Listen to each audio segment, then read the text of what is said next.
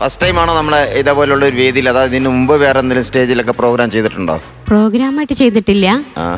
കൈരളിയുടെ പിന്നെ ഓപ്പണിങ്ങിനൊക്കെ ഞാനായിരുന്നു മാപ്പിളപ്പാട്ട് പാടിയിരുന്നത്. വിയൻകുട്ടി മാഷ കൂടെയൊക്കെ പാടിയിട്ടുണ്ടോ?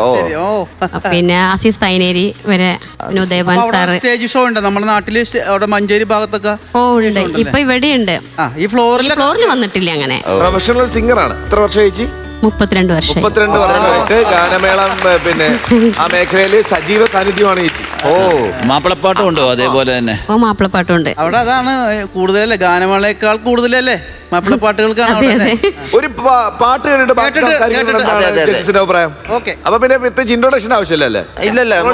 ടാലന്റ് സംസാരിക്കും. ഓക്കെ ചേച്ചി, ഏത് പാട്ട് ആദ്യം? ഇന്ദ്രനീലിമയോലും.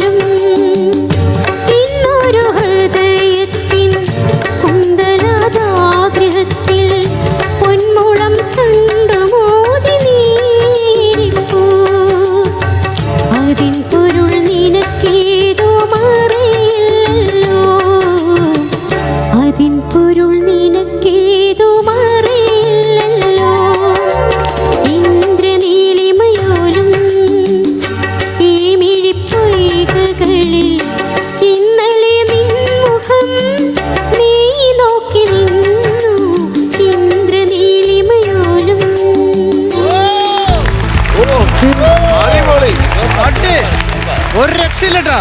ഇത്ര വർഷമായിട്ട് ഗാനമേള വേദികളിൽ സജീവമല്ലേ, അപ്പൊ പിന്നെ ഇത്രയെങ്കിലും പാടണ്ടേ? നല്ല ക്ലാരിറ്റി ഉള്ള ശബ്ദം, കിടിലൻ. ഗംഭീരമായിട്ട് അത് പാടുകയും അല്ല, ചെയ്യും. ഞാൻ ചോദിക്കുന്നത് മിനിക്കിപ്പോ ഇത്ര മനോഹരമായിട്ട് പാടിയിട്ട് ഇപ്പൊ റെക്കോർഡ് ഇട്ട പോലെയെന്ന് നമ്മ പല സിംഗേഴ്സും വരുമ്പോ പറയാറുണ്ട്. പക്ഷെ അത് അങ്ങനെ തന്നെ ആയിട്ടാണ്. ഇതും റെക്കോർഡ് കേൾക്കുന്ന പോലെ തന്നെയാണ്.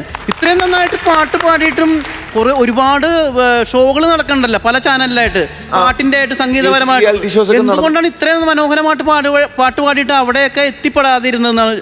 മനഃപൂർവ്വം വരാഞ്ഞിട്ടാണോ? പോയിട്ടില്ലേ? ഓഡിഷനിൽ പോയിട്ടുണ്ട്. ആദ്യം പോയപ്പോ വയസ്സ് കൂടിപ്പോയി. പിന്നെ ഓരോ സ്ഥലത്തും ഭാഗ്യല്ലേ, ഇതിനൊക്കെ ഭാഗ്യം എന്ന് പറയാം. ഇതിനൊക്കെ ഓരോ ടൈമാണ്. അതെ അതെ ഇപ്പൊ ഇവിടെ വരാൻ തന്നെ ഒരു കാരണമായില്ലേ? അതെ, സത്യം പറയാൻ ഞാൻ അങ്ങോട്ട് ചെന്നിട്ട് ഒന്നും എനിക്ക് കിട്ടിയിട്ടില്ല. എന്നെ ഇത് തെരഞ്ഞിങ്ങോട്ട് വന്നതാ. ഇപ്പൊ ഒരു സിനിമയിൽ പാടി വെച്ചിട്ടുണ്ട്, മാന്നി എന്ന് പറഞ്ഞല്ലേ. അതൊക്കെ ഞാൻ അങ്ങോട്ട് ഓരോ അപ്ലൈ ചെയ്തിട്ടൊന്നും എനിക്ക് കിട്ടിയില്ല. ഒക്കെ ഇങ്ങോട്ട് തിരിഞ്ഞു വന്നിരിക്കുക.